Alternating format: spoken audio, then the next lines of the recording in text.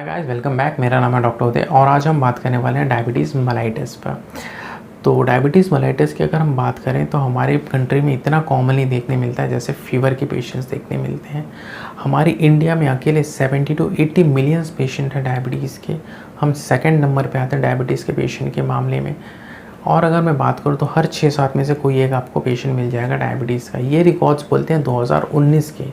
I am sure 2020 या 2021 में definitely ये बढ़ेंगे और आने वाले कुछ टाइम में ये 100 मिलियन भी पार कर जाएंगे। तो इस वीडियो में बात करने वाला हूँ डायबिटीज़ मेलाइटिस के टाइप 1 स्पेशली, और नेक्स्ट वीडियो में हम बात करेंगे टाइप 2 पे। आई एम श्योर ये वीडियो देखने के बाद आपके जो भी डाउट है, मेजॉरिटी ऑफ डाउट्स डेफिनेटली निकल जाएंगे। आप समझ जाएंगे कि क्या प्रॉब्लम है। अगर फिर भी आपको नहीं समझा तो नीचे कमेंट बॉक्स तो है, वहाँ पे आप लिख के पूछ सकते हैं। तो चलिए शुरू करते हैं और देखते हैं कि क्या होता है। इसकी अगर मैं बात करूँ तो ये एक मेटाबॉलिक डिजीज़ है। अब आप बोलेंगे कि सर मेटाबॉलिक डिजीज़ मतलब, देखो मेटाबॉलिक डिजीज़ मतलब मेटाबॉलिज्म से जो रिलेटेड है। अब मेटाबॉलिज्म वो होता है जो दो चीज़ों को मिलकर बनता है, एनाबॉलिज्म और कैटाबॉलिज्म। मतलब मेरी बॉडी का मेटाबॉलिज्म क्या है, जितना मैं एनर्जी ले रहा हूँ और जितना मैं यूटिलाइज़ कर रहा हूँ, वही मेटाबॉलिज्म है। तो मेटाबॉलिज्म मतलब एनर्जी का बनना और एनर्जी का टूट जाना, वो होता है हमारा मेटाबॉलिज्म। तो डायबिटीज़ हमारा एक मेटाबॉलिक डिजीज़ है। इसको हम दो तरह से डिफ्रेंशिएट करते हैं, दो पार्ट में डिवाइड करते हैं, दो तरह के होते हैं आप बोल सकते हैं। तो टाइप 1 और टाइप 2। टाइप 1 को हम बोलते हैं इंसुलिन डिपेंडेंट डायबिटीज़ मेलाइटिस और टाइप 2 को बोलते हैं नॉन इंसुलिन डिपेंडेंट।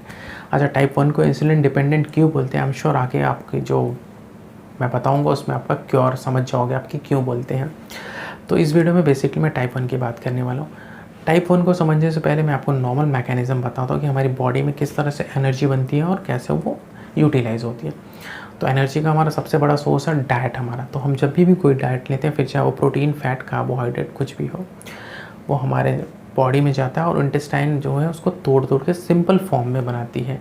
ठीक है, स्पेशली अगर मैं बात करूँ कि कार्बोहाइड्रेट्स के जो बहुत अच्छे सोर्स होते हैं हमारे शुगर के, तो जब हम कार्बोहाइड्रेट्स खाते हैं हमारी बॉडी में जाते हैं तो हमारी इंटेस्टाइन उसको तोड़ तोड़ के सिंपल शुगर बनाती है।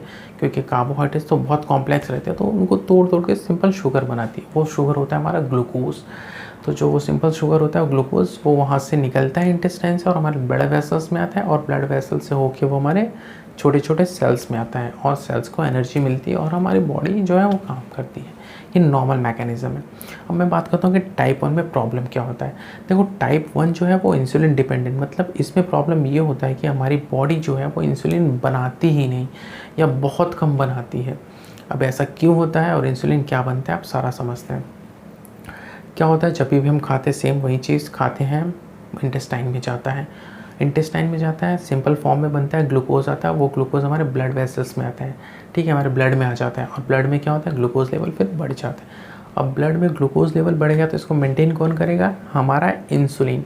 अब इंसुलिन ऐसा है कि इंसुलिन हमारे पैनक्रियाज जो है वहाँ से सिक्रीट होता है, स्पेशली जो बीटा सेल्स होते हैं पैनक्रियाज पे वो सिक्रीट करते हैं इंसुलिन। लेकिन इस कंडीशन में क्या है, जैसा मैंने पहले बताया कि इंसुलिन ना के बराबर सिक्रीट हो रहा है, सिक्रीट ही नहीं हो रहा है। तो क्या होगा, इंसुलिन जब सिक्रीट नहीं होगा तो क्या होगा, हमारे ब्लड वेसल्स या हमारे ब्लड में बार बार ब्लड वेसल्स मुंह से निकल जा रहे हैं, हमारे ब्लड में शुगर लेवल बहुत बढ़ा रहेगा। और इसलिए जब हम शुगर करेंगे तो हमारे ब्लड में शुगर बहुत दिखता है, वो अंदर जा नहीं पा रहा है। ठीक है, क्यों नहीं जा पा रहा है, क्योंकि इंसुलिन नहीं है यहाँ पे। देखो इंसुलिन क्या काम करता है, हमारे जो ब्लड में जो हमारे शुगर है ना, उनको वो एक की का काम करता है। हमारे सेल हैं वो बंद है, उनके ऊपर रिसेप्टार्स लगे हुए हैं, वो अंदर ग्लूकोज को डायरेक्ट नहीं लेंगे। तो क्या करता है, इंसुलिन हमारा एक चाबी का काम करता है, आता है सेल्स के दरवाजे खोलता है और हमारे जो ग्लूकोज है उसको सेल्स के अंदर डाल देता है। लेकिन यहाँ पे क्या हो रहा है, हमारा इंसुलिन तो है ही नहीं, तो वो सारे के सारे बाहर पड़े हैं शुगर हमारे।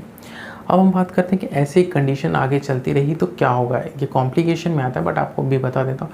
डायबिटिक कीटो एसिडोसिस आ जाता है। अब ये क्या होता है, देखो हमारी बॉडी में ग्लूकोज तो बाहर ही पड़ा है, तो बॉडी को एनर्जी चाहिए कुछ, तो ये ऐसे कंडीशन में हमारी बॉडी क्या करती है, दूसरी चीज़ों को तोड़ती है। मतलब हमारे जो फैट है उनको वो तोड़ के एनर्जी लेती है। तो फैट से तो एनर्जी मिल जाती है, लेकिन क्या होता है, फैट जब टूटता है तो उसके साथ कुछ अनवांटेड मटेरियल आ जाते हैं जिसको हम बोलते हैं कीटोन। तो ये बहुत ज़्यादा मात्रा में आ जाएंगे, बहुत ज़्यादा अमाउंट में आ जाएंगे, तो क्या होगा, कीटो एसिडोसिस, हमारे ब्लड में पूरे कीटोन्स आ जाएंगे। तो ये है डायबिटीज़ का टाइप 1, डायबिटीज़ मेलाइटस का टाइप 1, जिसको हम बोलते हैं insulin dependent diabetes mellitus. I am sure आपको ये पूरा मैकेनिज्म समझ गया होगा कि कैसे हो रहा है। अब इसका रीज़न बहुत अनक्लियर है, बट कुछ चीज़ें हैं जिसकी वजह से होता है। या तो हमारी बॉडी में ऑटो इम्यून डिजीज़ मतलब खुद की बॉडी खुद की चीज़ों को ही तोड़ रही है। हमारी बॉडी को लगता है कि जो हमारा जो पैनक्रियास है उसके जो बीटा सेल्स हैं वो बाहर के सब्सटेंस है, इसलिए वो डिस्ट्रॉय करते हैं, उस पर अटैक कर देते हैं। या तो हेरिडिटरी हो सकता है कि हमारी फैमिली में चला आ रहा है, पेरेंट्स को है, हमको है और मेरे बेटे को है। तो ये 2 चीज़ें हैं जो इसके कॉज हम समझ सकते हैं कि टाइप 1 का जो ये कॉज है। अब हम बात करते हैं कि अगर डायबिटीज़ मेलाइटस का टाइप 1 हमें है तो वो क्या हमें साइन एंड सिम्टम्स मिलेगा। देखो टाइप 1 जो डायबिटीज़ है ना वो बहुत यंगर्स में देखने मिलता है, मतलब 40-50 के बाद नहीं देखने मिलेगा आपको, पहले ही 20-25 के अंदर ही आपको देखने मिलेगा। इसके साइन एंड सिम्टम्स क्या होंगे? वेट लॉस, न्यूट्रिशन नहीं जा रहा है ना, बॉडी एक फटीग, मतलब बहुत जल्दी थक जाओगे आप, क्योंकि सेल्स में एनर्जी नहीं है ना, थक जाओगे आप। तो क्या क्या बताया मैंने? Weight loss, loss of appetite, fatigue, बार बार आप यूरिन के लिए जाओगे, या नौशिया वॉमिटिंग हो सकता है। ठीक है। अगर हम बात करें कि जो डायबिटिक कीटोएसिडोसिस मैंने आपको पहले बताया उसके भी क्या सिम्टम्स होंगे, उसके भी सिम्टम्स ऐसे ही रहेंगे। इसमें आपको ऐड हो जाएगा, आपका हेडेक हो जाएगा, मुंह से फाउल स्मेलिंग आने लगेगी, आपको गिडीनेस हो जाएगा, अनकॉन्शियस होने लगोगे आप। तो ये डायबिटिक कीटोएसिडोसिस पता चला आपको कि कैसे होता है, क्योंकि कीटोन्स बहुत ज़्यादा आ जाते हैं।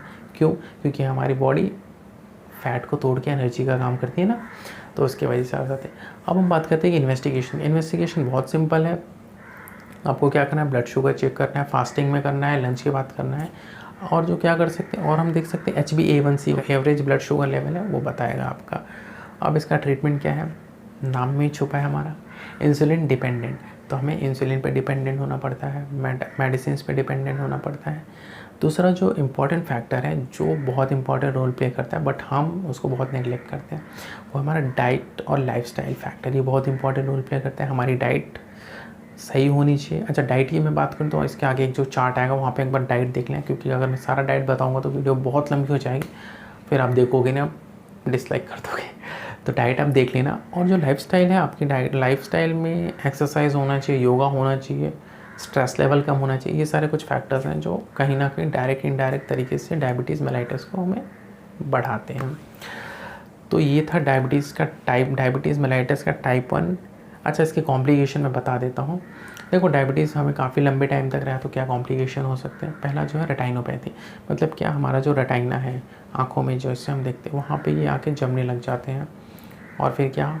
फेलियर, आँखों से दिखना बंद हो जाएगा, विज़न ब्लर हो जाएगा, लाल लाल दिखेगा, ये हो सकता है। दूसरा जो है वो है डायबिटिक नेफ्रोपैथिक, किडनी, आपका किडनी यहाँ से किडनी फेलियर होने के चांसेस बढ़ जाएंगे, नेफ्रॉन्स डैमेज होने लग जाएंगे आपको। और क्या हो सकता है? डायबिटिक न्यूरोपैथी, मतलब डायबिटिक के पेशेंट को अगर हम देखें तो क्या होता है? पैरों में मूंगी आ रही है, सेंसेशन नहीं होता है बहुत बार। हमारे जो सेंसरी नर्व्स रहते हैं, हमारे नर्व्स वो डैमेज होने लग जाते हैं काफ़ी लंबे टाइम तक अगर डायबिटीज़ अनकंट्रोल रहा तो। अगला जो कॉम्प्लिकेशन आता है वो है मल्टीपल ऑर्गन्स, मतलब हार्ट पे भी आपके कुछ कॉम्प्लिकेशन आ सकता है, हार्ट अटैक आ सकता है, कोलेस्ट्रॉल लेवल आपका अप डाउन हो सकता है। ये सारे अलग अलग लेवल पे कॉम्प्लिकेशंस हो सकते हैं। तो आई एम श्योर आपको समझ गया होगा डायबिटीज़ मेलाइटस का टाइप 1 जो है इस वीडियो में। अगर फिर भी आपको नहीं समझा तो आप नीचे कमेंट बॉक्स में लिख सकते हैं। तब तक इस वीडियो को लाइक, शेयर और सब्सक्राइब करो। Have a good day.